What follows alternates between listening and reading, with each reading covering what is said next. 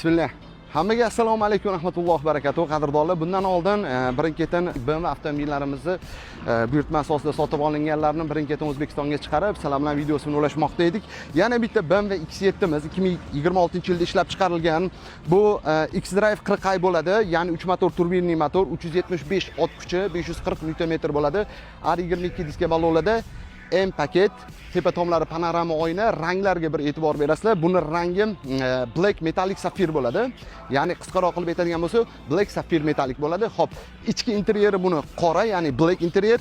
Ukam Alloh xayrli barakotli qilsin. Mana sana ham avtomobiling tayyor bo'ldi. Bular hammasi buyurtma asosida o'zlarimizning mijozlarimizga olib keldik. Ishonch uchun kattakon rahmat. Endi Birlashgan Arab Amirliklarida kun isuvligiga tezroq harakatlanamiz. Kimki niyat qilgan bo'lsa Alloh yetqizsin. Yana bitta BMW yoki BMW X7 o'z egasiga yo'lga otlanmoqda. Hammaga assalomu alaykum va rahmatullohi va barakatuh.